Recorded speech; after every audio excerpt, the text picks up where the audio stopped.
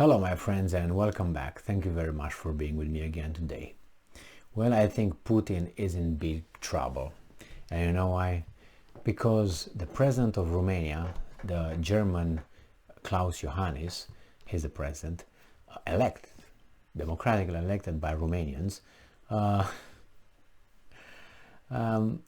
is very upset and tells Putin to get up and stop the war and be nice because he's gonna do what?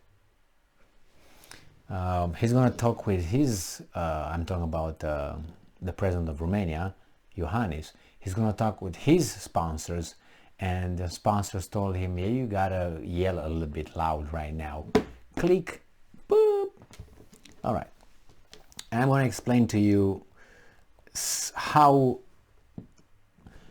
countries, and this sounds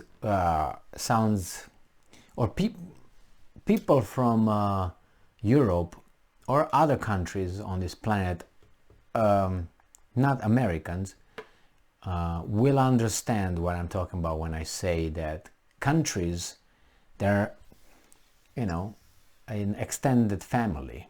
They belong to a certain tribe, and they have other, little group like gypsies, Jews, and at the borders, borderline, you have states that you border them, you have some population over there. But overall, you are a homogeneous country with, the tribe that inhabits, that is inhabiting that territory. So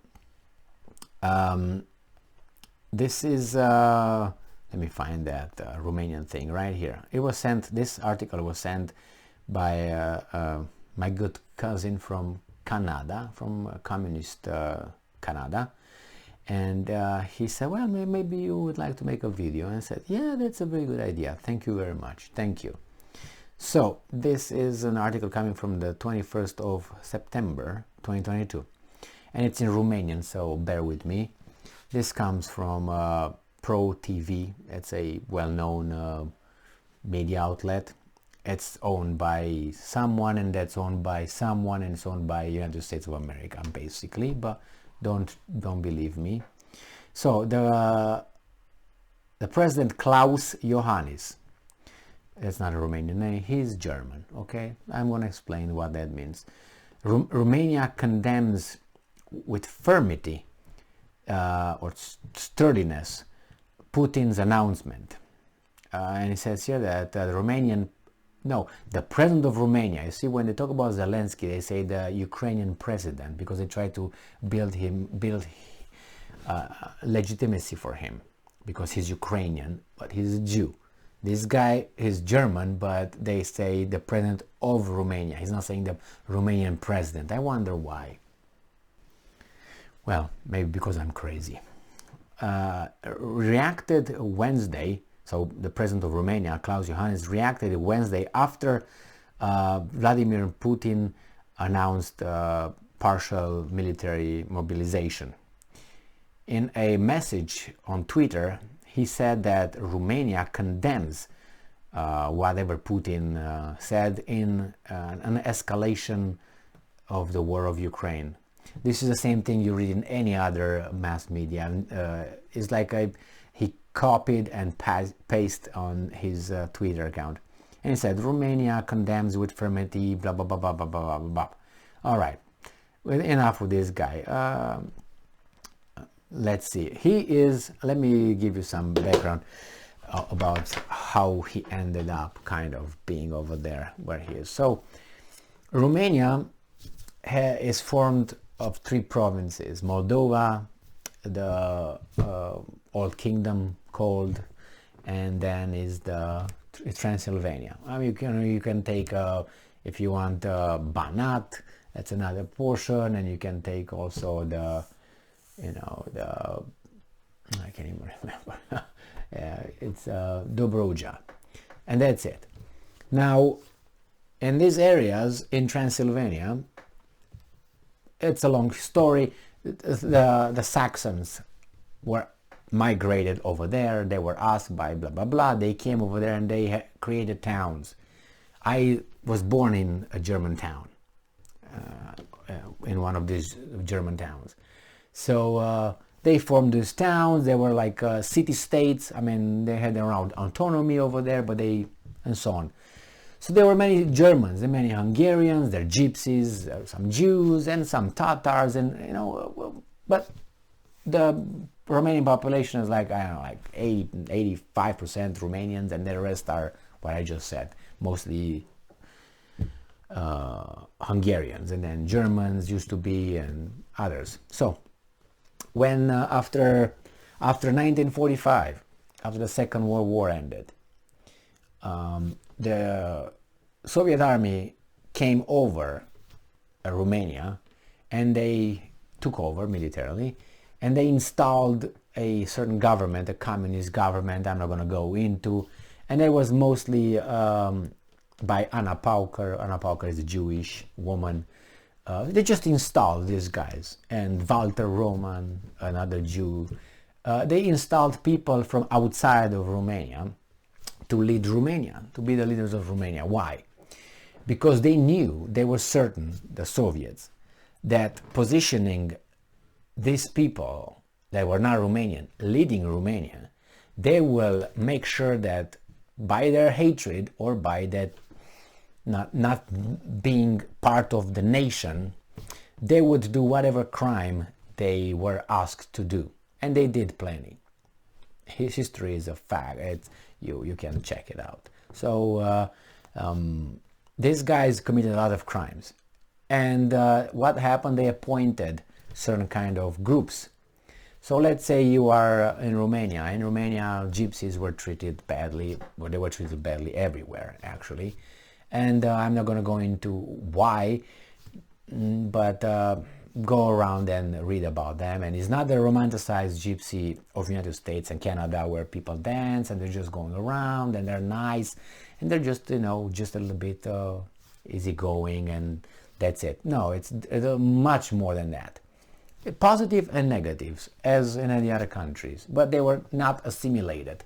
Not because necessarily they were kept aside, they liked their culture, they did whatever. Okay, it was a mutual thing.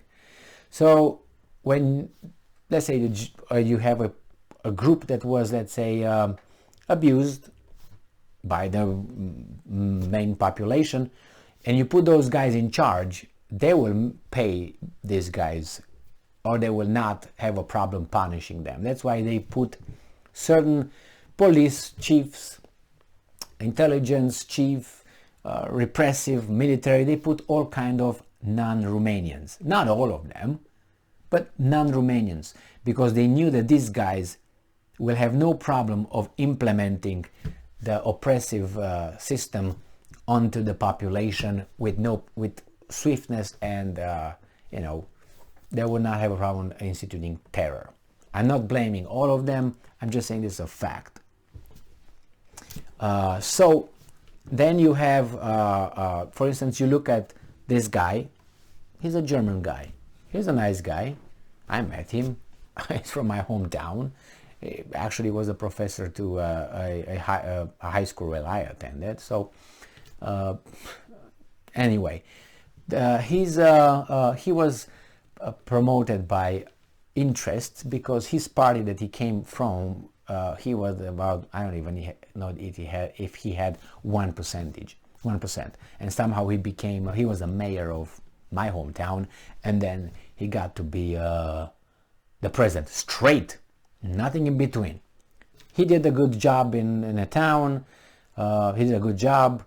People say he was corrupt. It's impossible not to be corrupt over there, but I don't know. He was supported by European funds a lot and by German funds because he's German, but people benefited. Anyway, he somehow got to be in power just like that. Unbelievable, you know. His party he belonged to, it was 1%, and all of a sudden he's become the president. Okay, whatever. And he's over there. So he's on the payroll, many people say, of outside forces. And who wasn't in Romania after the fall of Ceausescu? They all had a master, not master degree, but master somewhere. And this guy has his own masters. So he's gonna jump as high those masters ask him to jump. And he's liked in Romania, and there are many people who like him. Many people, it's like, I think, an in-between. Love and hate is not kind of in-between.